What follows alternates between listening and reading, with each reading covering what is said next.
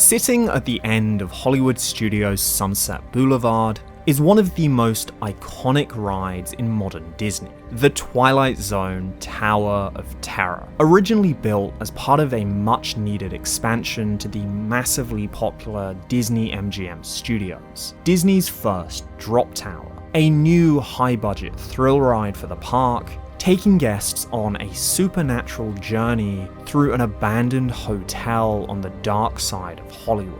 Over more than 30 years, the Tower of Terror has cemented itself as a fan favourite at Disney World, loved for its thrills, its story and its atmosphere. A ride that also arrived in various forms to 3 other Disney parks around the world. I thought it was time to take a look at a complete history of the Tower of Terror. Go over the tower's early origins and the many cancelled plans that preceded it, its development and the changes made over the years, the versions beyond Disney World, and what eventually happened to those rides, and the questions surrounding the future of one of Disney's greatest currently operating rides. As I mentioned on this channel in my video on Disney's studio backlot tour, when Disney-MGM Studios opened in May 1989, the park had very little to actually do. As one of the first arrivals in an emerging micro-industry of movie studio theme parks, Disney World's third theme park was based around the magic of Hollywood and the world of movie making, with its key attraction being that 2-hour walking and tram tour through the park's real production facilities, and its fake ones too, providing guests with a glimpse at the working movie studio that made up the back part of MGM Studios. Elsewhere in the park there was a second tour of the animation studio, the second and only other ride, the Great Movie Ride, Superstar Television and the Monster Sound Show, and the Theatre of the Stars, hosting Hollywood-themed stage shows starring Mickey and Friends. And that was it for opening day. And what was perhaps more of a problem for opening day MGM Studios was that the park also had very little space for guests to walk around in. The backlots, sound stages, and other facilities of the real studio took up more than half of the park's footprint, areas that were out of bounds to guests except for on the strictly guided tour. And this was a big issue for Disney, as the park turned out to be far more popular at opening than the company had anticipated, regularly filling to its very small capacity and making the guest-accessible front half feel incredibly cramped. More attractions were added very soon after opening, like the Indiana Jones Epic Stunt Spectacular and a clone of Disneyland's motion simulator Star Tours, and in August, then Disney CEO Michael Eisner announced that work had started on a 3-year plan to double the park's size. The first parts of the plan were quick fixes to expand walking space, mainly achieved by repeatedly cutting back the route of the tram tour and opening up other backstage areas, also causing an unintended side effect of reducing some of the real working studio that had been a big draw of the park. But the real part of the expansion came in the form of several new rides and entire lands to be opened at the beginning of the 90s. In 1990, plans were drawn up for multiple new additions to MGM Studios. One was a new dark ride named Dick Tracy's Crime Stoppers, themed to that year's Dick Tracy movie. Another was the Muppet Studios, an entire land themed around the Jim Henson characters, the Muppets, which was soon to be acquired by Disney, featuring a Muppet parody of the Great Movie Ride named the Great Muppet Movie Ride, and a 3D show currently in development by Jim Henson. Mickey's Movie Land was to bring a recreation of Disney's Hyperion Avenue animation studio that had been the company's home in the 20s and 30s, and the biggest part of the 3-year plan was to be an area named Roger Rabbit's Hollywood. This was to be a huge new land based on the massively popular movie Who Framed Roger Rabbit.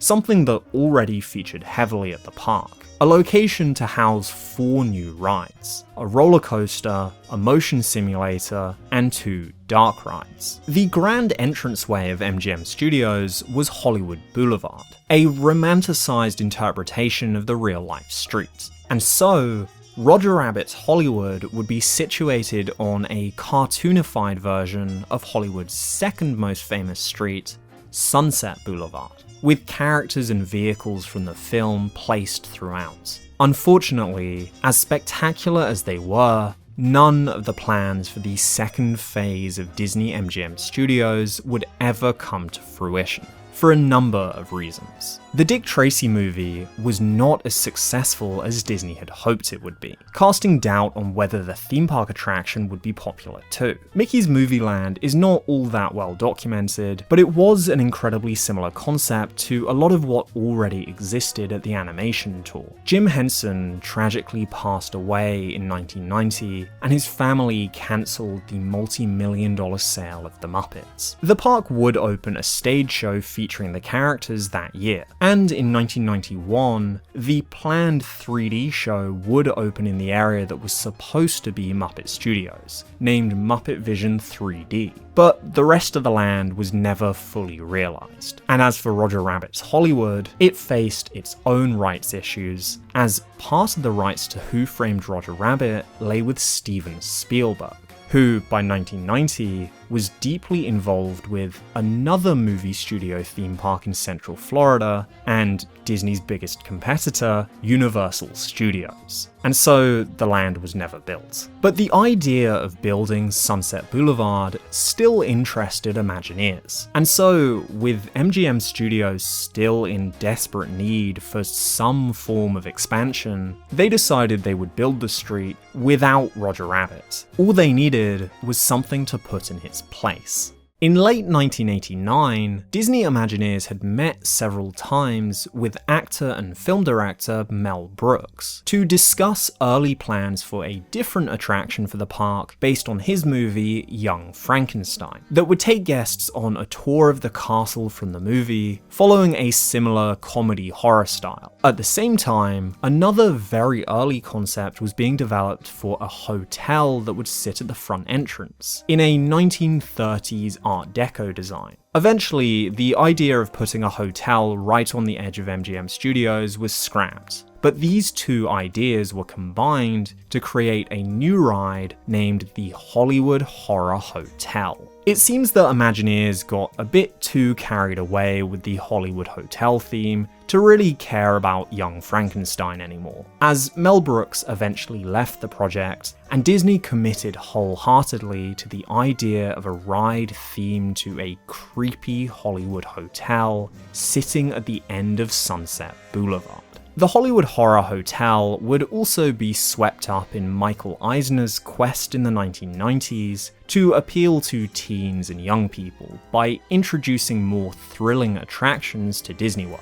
And it was decided that the hotel ride would be Disney's first ever drop tower, a malfunctioning elevator in the hotel, sending guests crashing down from the top of the tall building. And for the first time, the ride appeared in concept art under the name Tower of Terror. With Mel Brooks' departure, the comedy side of the ride was removed, and Disney started looking for other franchises that might be suitable for a haunted Hollywood hotel in a movie studio theme park, finding a match in the classic CBS TV show, The Twilight Zone. Guests would star in a lost episode of The Twilight Zone, uncovering a story of a group of movie stars who disappeared while riding the hotel's elevator one stormy night. And in October 1991, Michael Eisner announced that MGM Studios would receive a new ride named the Twilight Zone Tower of Terror. Press announcements reported that the new ride would send guests on a 13-story free-fall drop in a runaway elevator. But to Disney, there was still a problem with the ride system. To have such an elaborate story and theme culminate in just a simple vertical drop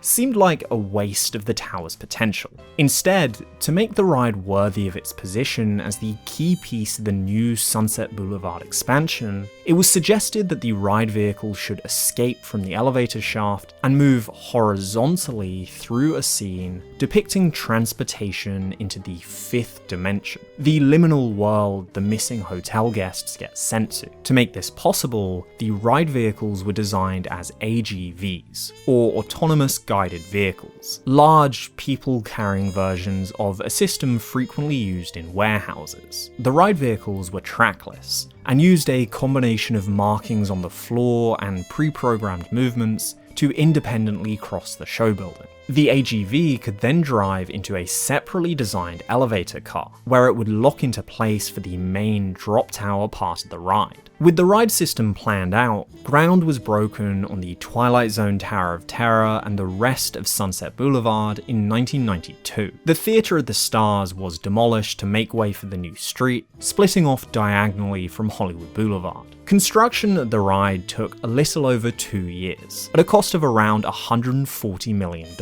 as the creepy hotel took shape over the park, 199 feet tall, with a 130-foot drop shaft. Mock-ups of the attraction's scenes were built on sound stages in California to plan out effects and test the complicated AGVs, as well as a set of the hotel's lobby for the filming of the ride's pre-show. And on July 22nd, 1994, 5 years into MGM Studios' operation, a little behind the original 3-year plan, Sunset Boulevard and the Twilight Zone Tower of Terror opened to the public. Just like in some other videos on this channel, I'm going to use a combination of older and newer footage to describe the opening day experience of Tower of Terror. To promote the new ride, an elaborate animated billboard was built on World Drive. Turning right off Hollywood Boulevard, guests would arrive onto the new Sunset Boulevard, thematically consistent with the old street, essentially an extension to the park's entrance, containing more shops and some quick service food stalls. Down the street and on the right, guests could find the new, relocated version of the Theatre of the Stars, home to Beauty and the Beast live on stage, which had previously been performed in a theatre on the pedestrianised part of New York Street. But directly ahead of them, elevated on a hilltop drawing them down the street, they would see the imposing Hollywood Tower Hotel, the in-universe name given for the Tower of Terror, an upscale hotel built in 1917. Just before the golden age of Hollywood got underway. On a billboard elsewhere on Sunset Boulevard, they could see an ad for the hotel from its early years, regal and pristine. But now, the real hotel was sitting abandoned and decaying in the seedy part of town, its front torn off, with residue from an apparent lightning strike, exposing the 2 elevator shafts. Guests would arrive at the start of the ride's queue, where they would first see a sign for the Hollywood Tower Hotel with text that would morph into the name Tower of Terror. The initial outdoor section of the queue would take them through the hotel's gardens, overgrown, but still with glimpses of the ornate destination the building once was. Jazz music echoed around them, and looking up, guests would get an iconic close-up view of the tower and a suggestion of what might be in store for them. From here, they would continue inside to the lobby of the hotel, desolate, covered in cobwebs, frozen in the 1930s. The lobby contains so many details it would be impossible to list them all. But to mention a few notable ones, there were personal items of past hotel guests left all over the place. A clock on the wall was stopped at 8:05,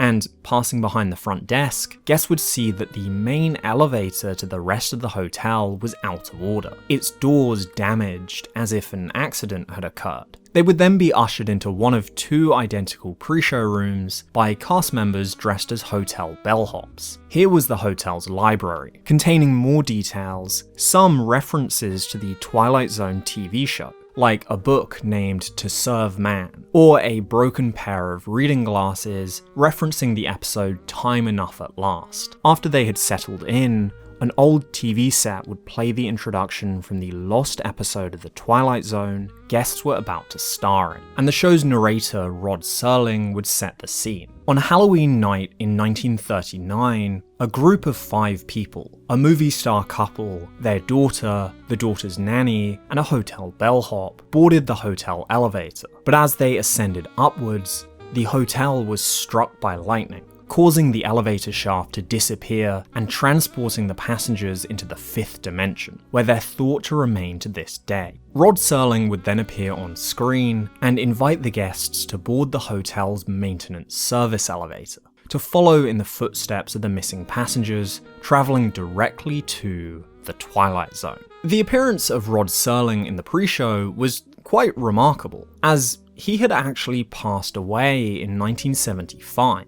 To add him to the attraction, Disney hired a sound-alike voice actor named Mark Silverman, who had been selected with the assistance of Rod Serling's widow, Carol. Silverman then dubbed over pre-existing footage of Serling from the Twilight Zone episode It's a Good Life. The beginning of the on-screen part of his narration was matched exactly with the lines used at the start of that episode. And when the script starts to deviate, the pre-show video just cuts to additional B-roll footage. When you watch the full thing online, you can tell that something's up, but being played on a TV in the corner of a room, the illusion is incredibly effective. After the pre-show, guests would be led into the boiler room of the hotel, where the maintenance elevator was located. Here was the loading station, where they would board one of the 4 elevators to begin the ride. On board the elevator, guests would sit facing outwards, and the vehicle would ascend to arrive at their first stop, the elevator doors opening onto a hotel corridor. Suddenly, in the middle of the corridor, the 5 hotel guests from the pre-show would appear as ghostly figures, enveloped in electricity from the lightning strike, beckoning the riders to come and join them. The figures would disappear in more zaps of electricity, and the entire hallway would disappear too, transforming it into a star field. The window at the end of it would begin to float, and then break like in the Twilight Zone intro.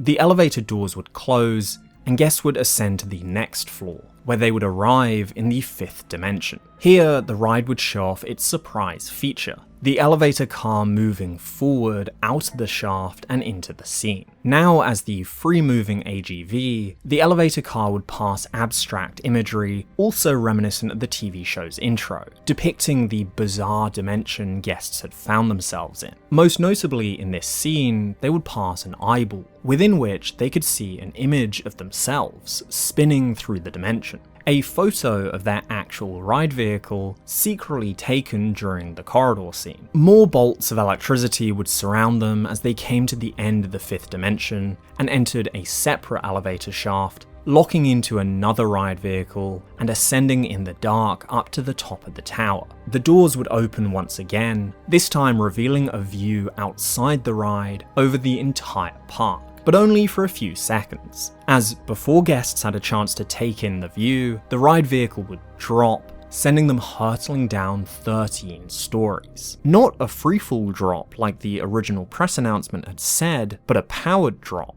A motor pulling the elevator down faster than gravity, lifting guests out of their seats. Once they had reached the bottom of the drop, a final image of Rod Serling, played by Mark Silverman, would appear on a screen in front of them, welcoming them back to Earth and warning them to be careful about the next hotel they check into. The ride vehicle would then reverse into the unload station to end the ride. The Twilight Zone Tower of Terror was an enormously successful addition to Disney-MGM Studios when it opened. Sunset Boulevard provided the walking space the park so desperately needed. And while it had only brought 1 new ride, compared to the 4 the Roger Rabbit version had planned, that one ride was Disney World's new showstopper. The ride experience, however, was quite short, and the actual drop tower part was over in only a few seconds. And while this didn't really matter, as the theming, the pre-show, and everything surrounding the main drop helped accentuate the experience, Disney did make some changes not long after opening to try and increase the excitement factor. In May 1996, Tower of Terror modified its drop sequence to add a second drop, marketing itself on park maps as Twice the Fright. In the new version of the ride, the elevator would first drop immediately upon exiting the fifth dimension, half the height of the tower. Then it would quickly ascend to the top for the original full-height drop. Also, sometime around this update, the ending video was replaced with a different version, removing the on-screen appearance of Mark Silverman and just having his narration play over more abstract imagery inspired by the TV intro.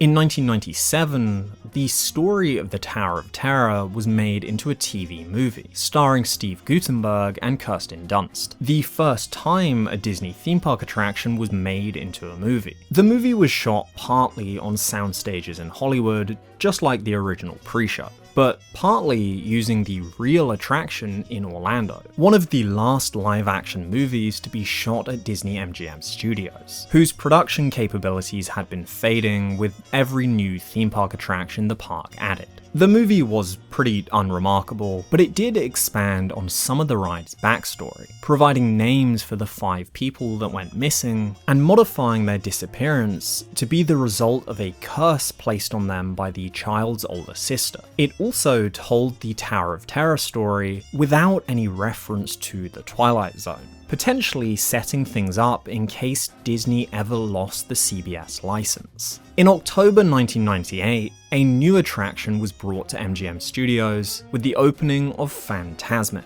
a nighttime spectacular brought over from Disneyland, taking place in a custom-built theatre behind Tower of Terror. The next change for the ride, though, came in March 1999, when it received another update to its main drop, named Fear Every Drop, adding multiple smaller and larger drops, as well as adding some additional rumbling effects. And in July of that year, the ride received a neighbor, as right next to it, Disney opened Rock and Roller Coaster starring Aerosmith, an indoor roller coaster featuring music from the band, finally bringing a second ride to Sunset Boulevard, albeit one that didn't quite match the old Hollywood theme of the area. After 3 years with the Fear Every Drop changes, a fourth update was brought to the ride in 2002, carrying the slogan, "Never the Same Fear Twice." The big change with this version was that the drop sequence was now randomized, with the ride's computer systems selecting the number and size of the drops from a group of drop profiles. From 2002 onwards, the ride would remain with its randomized drop sequence, the version that still exists today. Very little would change for Disney World's Tower of Terror from this point onwards. However,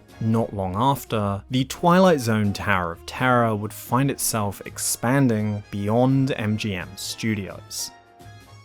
In the early 2000s, Disney's California Adventure had been off to a rough start. Built opposite the company's original theme park in Anaheim, it had opened in 2001 to poor reviews and low attendance. The park was supposed to be a tribute to the state of California, with areas inspired by its natural parks, its open countryside, its waterfronts, and featuring iconic locations like the Golden Gate Bridge, and much like MGM Studios, the backlots of Hollywood. But to most guests, it was tacky, cheaply made, and lacking in attractions. Originally, the park was supposed to be a massively ambitious project named Westcott, a West Coast version of Disney World's Epcot. But like so much in the 90s, that project had been cancelled as a result of the issues with Euro Disneyland. And instead of places like Ventureport and the River of Time, California Adventure brought universally panned rides like Superstar Limo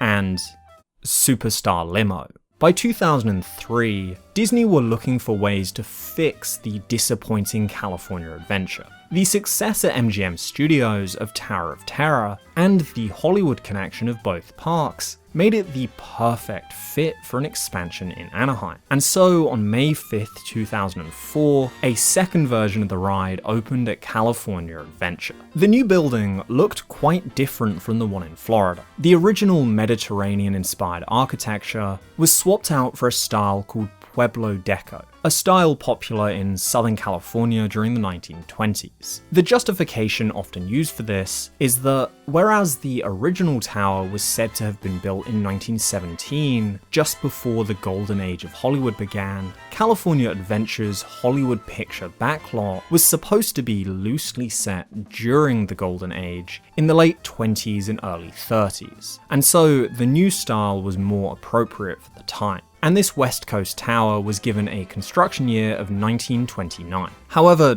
to me it seems just as likely that this style was chosen simply to set it apart from the original, and because it was probably slightly cheaper to build. The new tower was built for a much lower budget than the $140 million price tag of the original, costing a reported $60 to $90 million.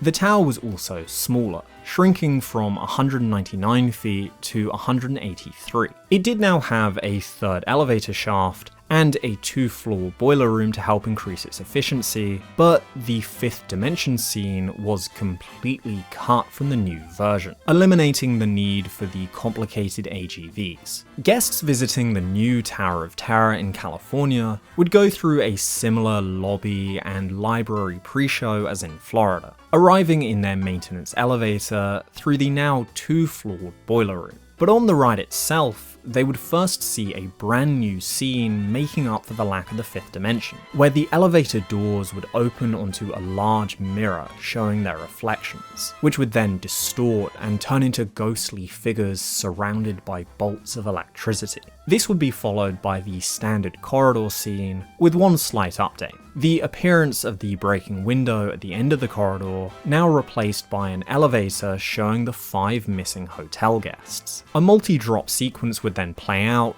albeit not randomized like in Florida, now offering a brief view over Disneyland. California Adventure's Tower of Terror was clearly a cut-back version of the ride, and it was criticized for not being up to the same standard as the original. But considering the state the park had been in before its arrival, it was a welcome addition, and was still very popular. This simpler version of the ride would also make its way to a second location in Paris in 2007, but I'll get to that a little bit later, because before that happened, a third version of the ride would arrive in Tokyo that was unlike either of the attractions that came before it.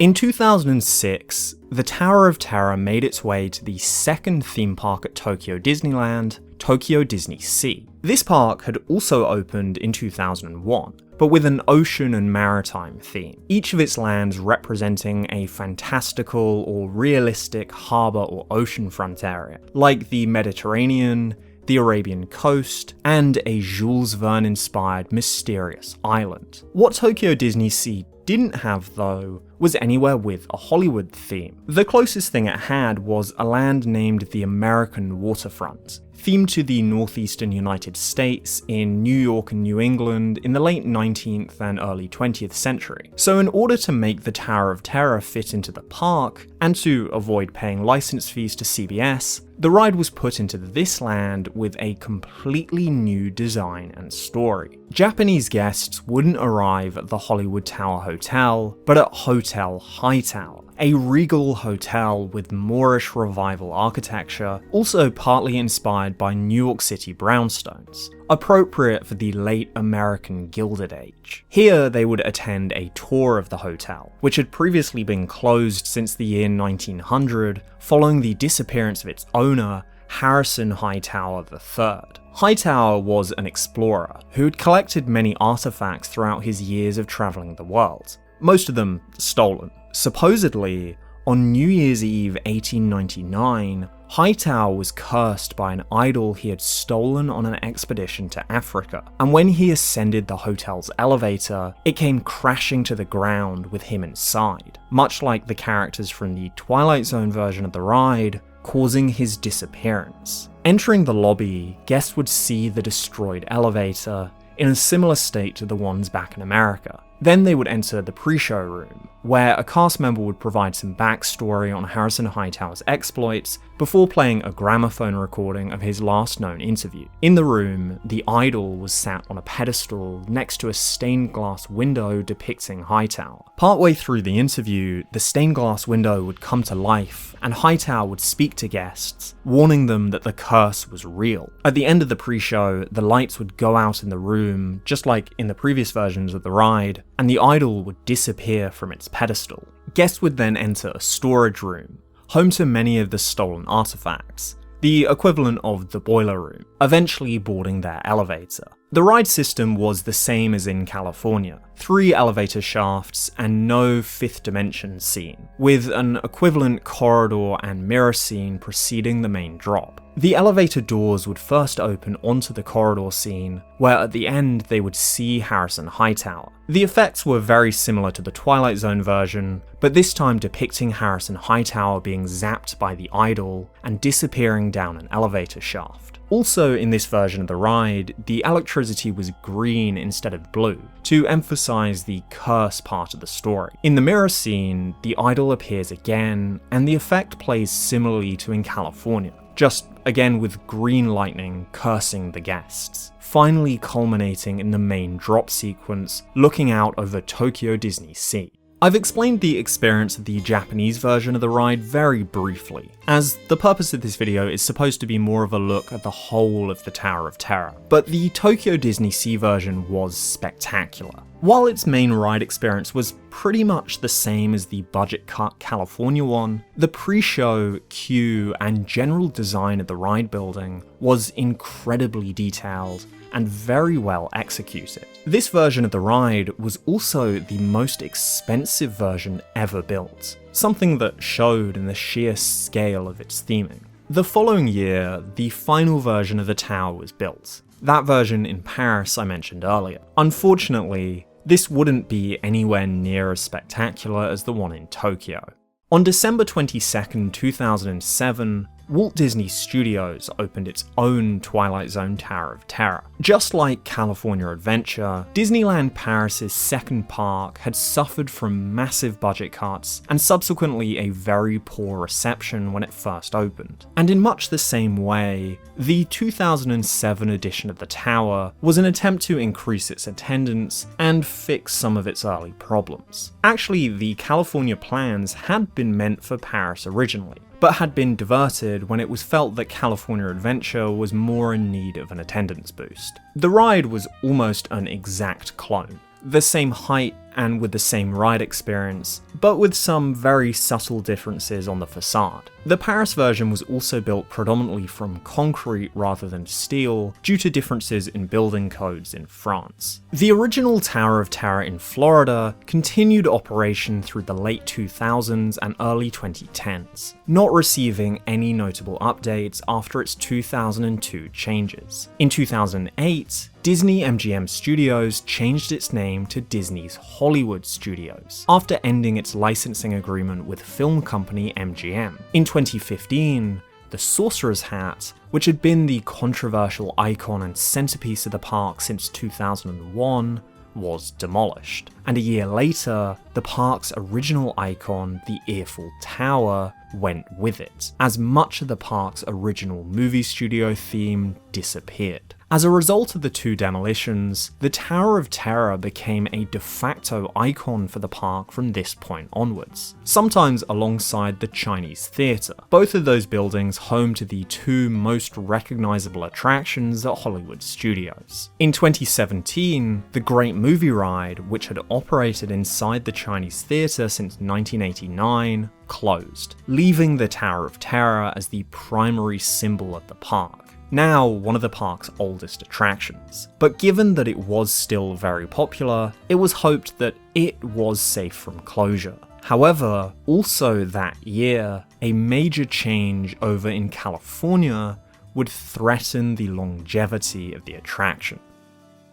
On January 3rd, 2017, the California Adventure version of the Tower of Terror closed, to be completely transformed into Guardians of the Galaxy Mission Breakout, a reskinned version of the Drop Tower ride, changing the abandoned hotel theme for a story featuring the Marvel characters, the Guardians of the Galaxy. The movie studio and Hollywood themes had been in decline across all of Disney's Hollywood-esque parks for some time already, and many attractions had already been replaced over the last few years with more general IP-based ones featuring popular Disney characters. And nothing under the Disney brand was more popular in the 2010s than Marvel's superheroes. Mission Breakout opened in May 2017, after less than 4 months of refurbishment. The building had been redecorated into a fortress belonging to the Collector, and guests would enter the former hotel lobby, now transformed into a showcase of items from the Collector's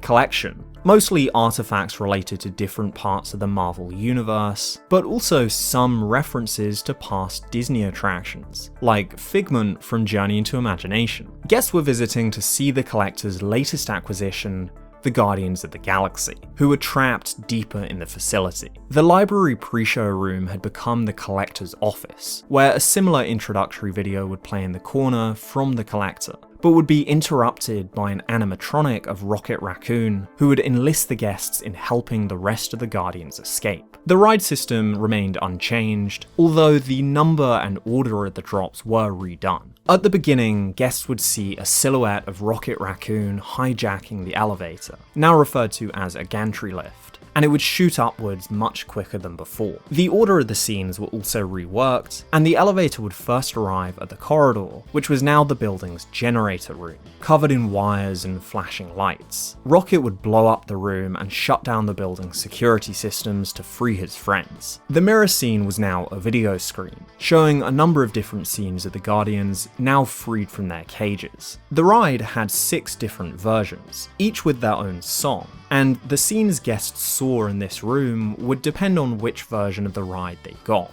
In the transitions between the scenes, the elevator would have additional mini drops before heading up to the final drop, largely unchanged from Tower of Terror. After the final drop, the elevator would arrive back at the video screen, where the Guardians would bid farewell to the guests, and they would descend back to the ride's unload station.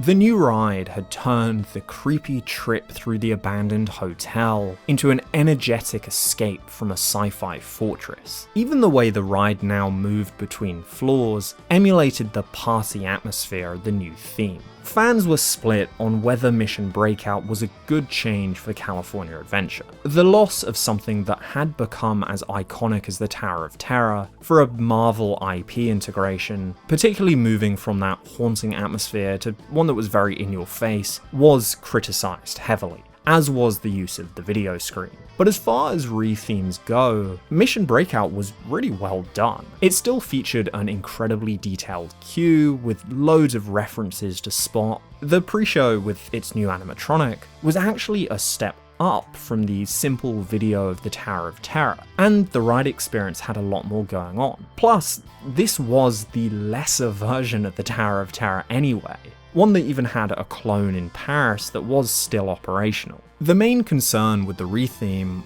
wasn't so much that California had got rid of the tower, it was about whether this meant that the original was now under threat. In 2019, Paris's version of the ride received its own update, and the last major update made to any of the rides to date, reopening in September with the tagline, "A new dimension of chills." Paris didn't add the Guardians of the Galaxy, and the ride's queue and pre-show were completely unchanged, retaining the Twilight Zone theme. But the elevator shaft had its scenes modified to add an expanded storyline featuring the little girl that appears in the pre-show video. The girl, whose name is Sally, would appear in 4 places in the ride. First at the beginning before the vehicle ascends, in the mirror instead of the guests turning into lightning, in the corridor scene, among the stars after the room goes dark, and lastly as the elevator returns to the unload station, replacing the Rod Serling narration. Technically, A New Dimension of Chills added 3 different storylines guests could experience, all with their own names. The Malevolent Machine,